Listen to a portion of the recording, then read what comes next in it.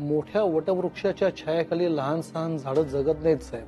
आमच्या पुढच्या कुठल्याच पिढीमध्ये कर्तृत्ववान माणूस नाही निघाला.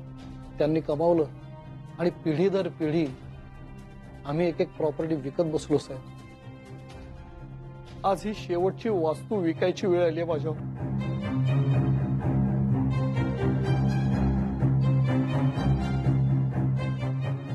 Gateway of India. म्हणूनच मगाशी म्हणलो साहेब की हा व्यवहार नाही जमला तर कृपया याची वाच्यता बाहेर करू नका. बट वाय मी साहेब? आजच्या तारखेला मुंबई शहरामध्ये सरंजामे फॅमिली इतकं मोठं नाव आहे का दुसरं? वास्तू विकली पण किमान ती चांगल्या हातात पडली याचं तरी समाधान मिळू देत मला.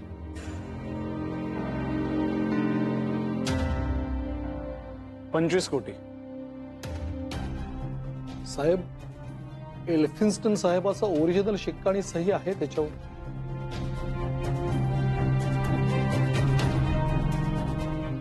$30 कोटी कॅश.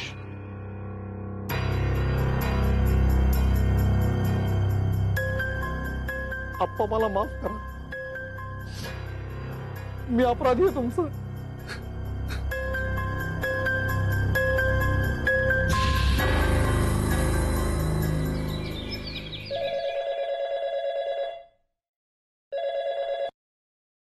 हॅलो. हा बोल मायरा. सर ऍक्च्युली मी तुम्हाला फोन ह्याच्यासाठी केला होता की मला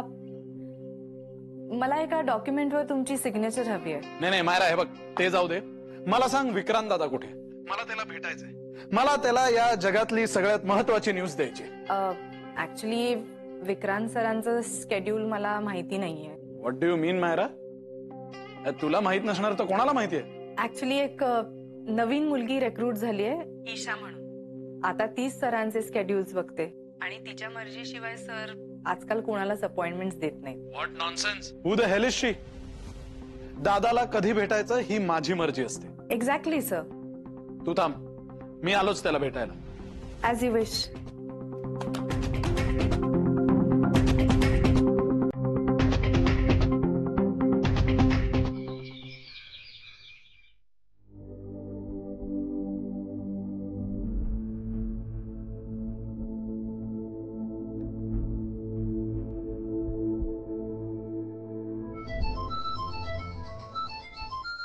ईशा, बाहेर जाऊन फोन अटेंड कर आणि कोणालाही आत पाठवू नकोस. You get that? Yes ma'am. गो.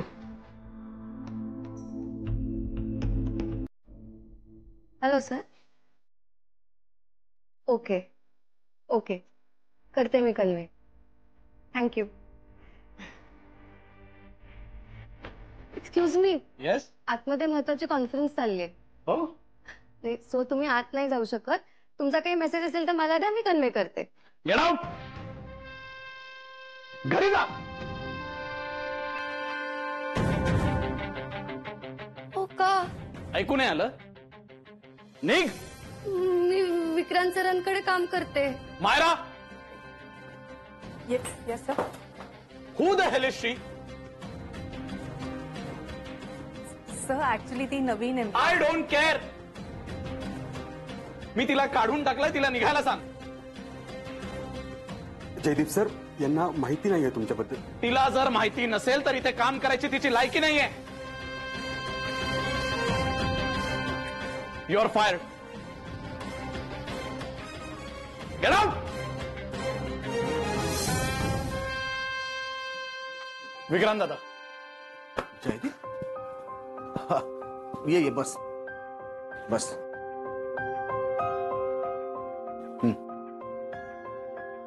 दादा एक न्यूज आहे हॅपनिंग. हो हो, that's great. The meeting is over. हा, आपण नंतर भेटूया. एक मिनिट दादा, त्यांना पण थांबू दे ना. अरे, तुला एक महत्वाची न्यूज द्यायची ना मला. मीटिंग नंतरही होऊ शकते. हा दादा, माझी न्यूज सगळ्यांना ऐकू दे. बसा बसा. सांग.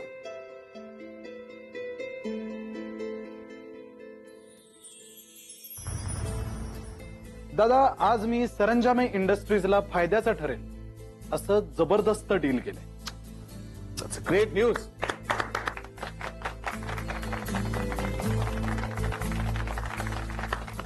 नाही, तुम्हाला सगळ्यांना नक्कीच अभिमान वाटेल माझा. काय केलंस? दादा, आपल्या कंपनीला करोडोंचं उत्पन्न मिळणार आहे. वाह. आणि त्यासाठी मी हे विकत घेतलंय.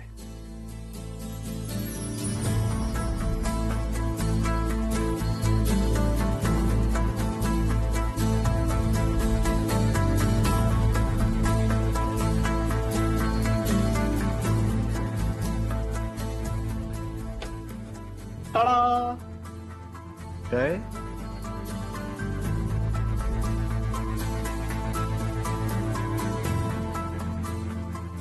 Gate way of India.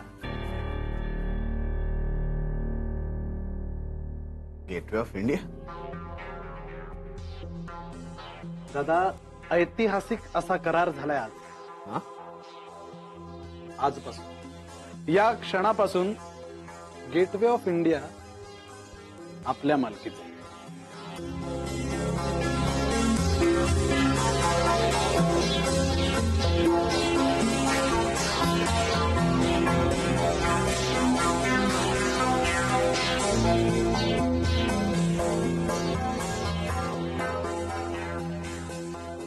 Just shut up. Just shut up. हसण्यासारखं काय याच्यात? सर, मीटिंग ओव्हर करू? सर, नंतर भेटू. जयदीप, तू बस. हा, बस बस. Sit. दादा, तर मी जे आज हे डील केलंय, एक सेकंड. आय एम सॉरी, एक सेकंड. मला पटकन एक गोष्ट आठवली. झेडे, मगाशी मी तुम्हाला काहीतरी सांगत होतो. हा, हो. या इकडे. Myra, come here. येस,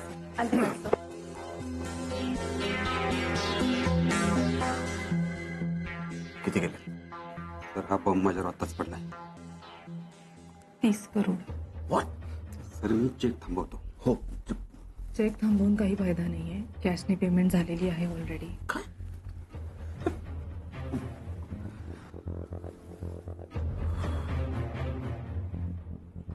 ठीक आहे, मी बघतो. तुम्ही निघा. हे लक्षात ठेवा. एक सेकंड. हा, जयदीप सरांचा स्पेशल चहा पाठवा.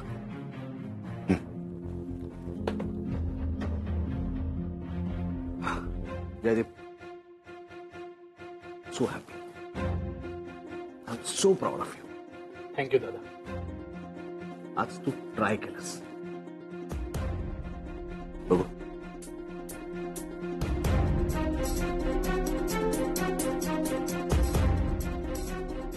Gateway of India.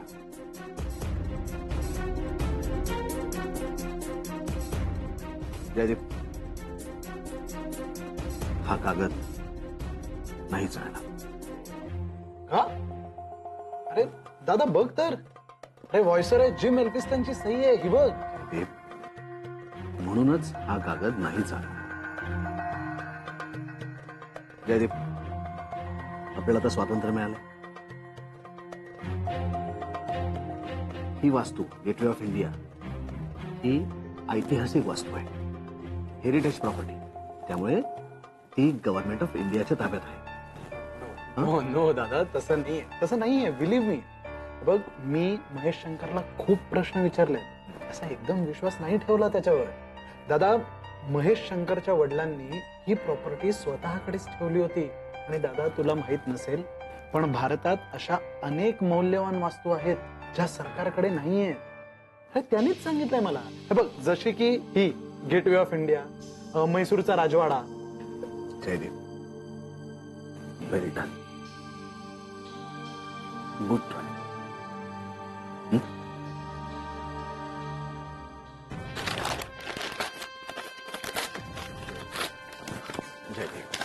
Jaydeep, Jaydeep, शांत हो.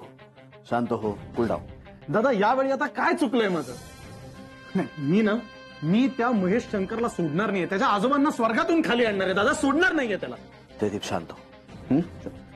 कमी कमी या इकडे. जयदीप सरांचा स्पेशल चहा.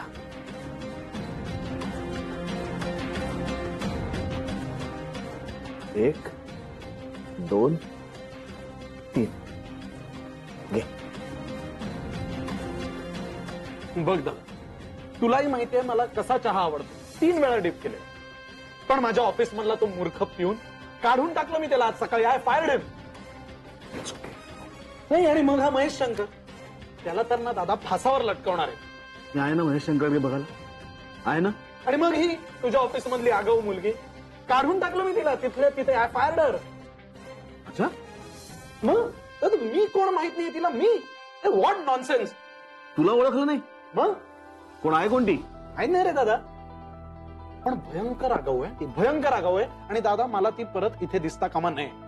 डेफिनेटली. तू तिचं नाव सांग मला. ईशा की त्रिशा काहीतरी आहे. ईशा? बसच वाईट आहे आजचं.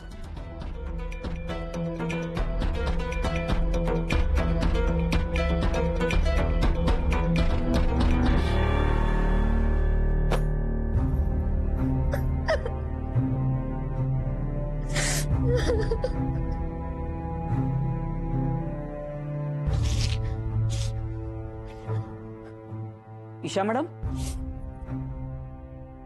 काय चाललं का काय? नाही, ते तिकडे काहीतरी राडा झाला ना? छोटीशी चूक झाली माझ्याकडून. चुका तर सगळ्यांच्याच होता, पण काय ना, जयदीप सर कोणालाच माफ करत नाही. हाच प्रॉब्लेम आहे. तुम्ही मायरा मॅडमना भेटलात का हो?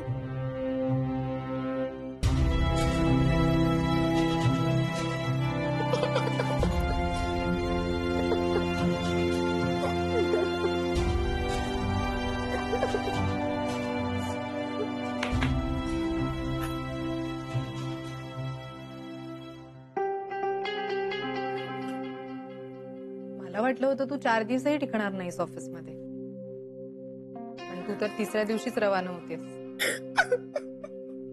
Do not cry. हे तुझं घर नाहीये, ऑफिस आहे. You better be professional. हा, wipe your tears.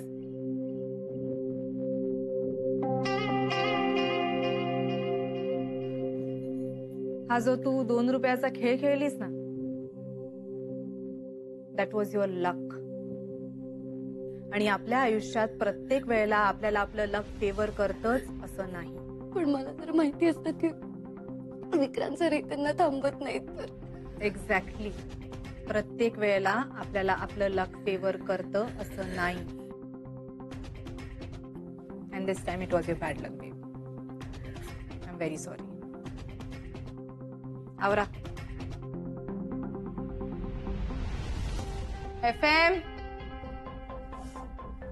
Yes madam. एखादी जुनी पेपर बॅग असेल तर मॅडमना आणून द्या. हो.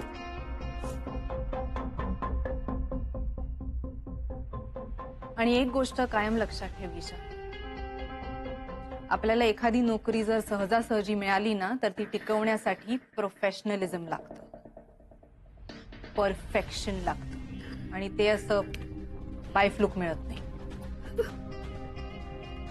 कळलं? सॉरी. It's okay. आवरा.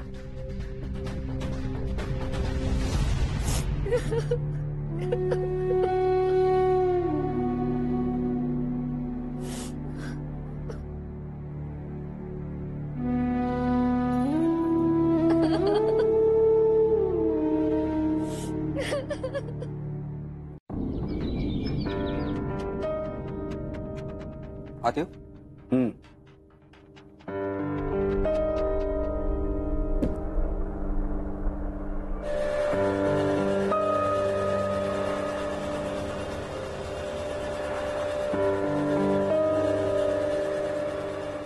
आपल्या ऑफिसच्या कंपाऊंड मध्ये एक भलं मोठं झाड आहे वडाचं. त्याला अशी एक वेल चिटकलेली, ते मी कापून काढायला लावली. का? राक्षस झाला होता तिचा, वेढून टाकलं होतं आपल्या झाडाला. म्हणलं नकोच ना तिथं.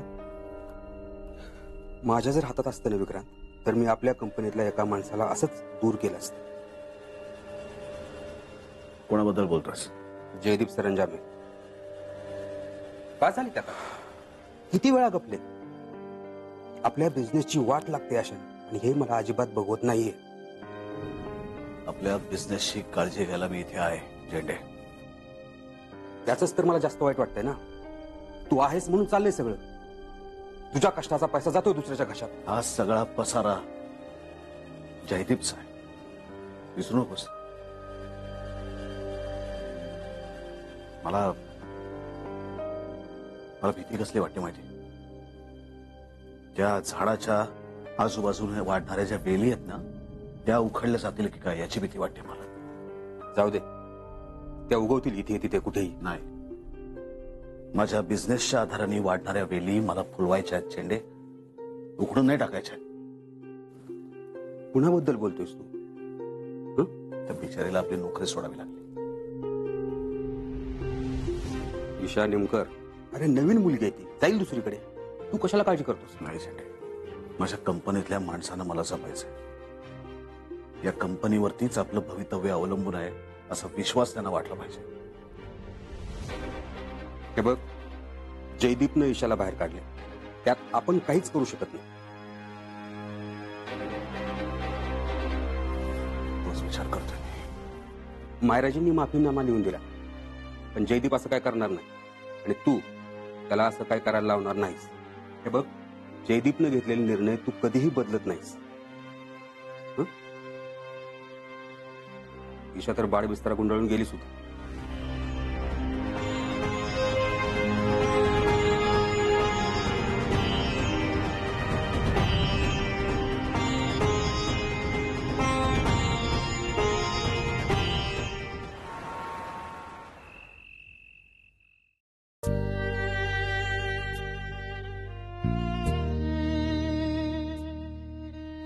आलं ग माझं लेकरू. थांब, बाबांनी आज तुझ्यासाठी गंमत आणली. हा,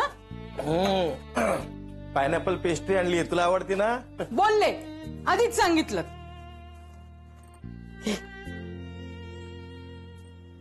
चांगले 40 रुपये खर्च करून दिवाळी केली आहे बाबांनी आज. तूच म्हणाली होतीस ना, मुलगी आता कमावती झालीये, तिच्या आवडीचं काहीतरी आणा. मी तुझ्या शब्दाबाहेर आहे का? आवडली का? तुम्ही पण खा ना. दोघं खा, घ्या. अरे वा, तू सुद्धा आणलंयस वाटतं आमच्यासाठी काहीतरी. नाही बाबा, ते ऑफिसचं सामान आहे. आता ते कशाला घेऊन आलीस? घरात मुंगी शिरायला जागा नाहीये.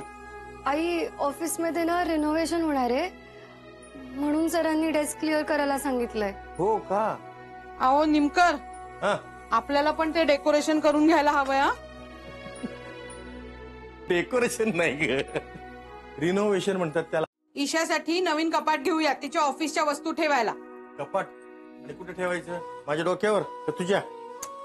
हो, एखादी जुनी वस्तू टाकून देऊयात. राहिलेल्या गोष्टी आता पूर्ण करायच्या म्हणजे करायच्या. हा, करायचं म्हणजे करायचं काय? आपल्याकडे काय एकदम पैसा आलाय का असं काही? जर दमाने घे, हळूहळू सावकाश होईल सगळं. आत्ता तर नोकरी लागली आहे तिला. करायच्या म्हणजे करायच्या. बर, पुष्पा जरा इधर आओ. काय? जरा मुंह खोलो. ओ,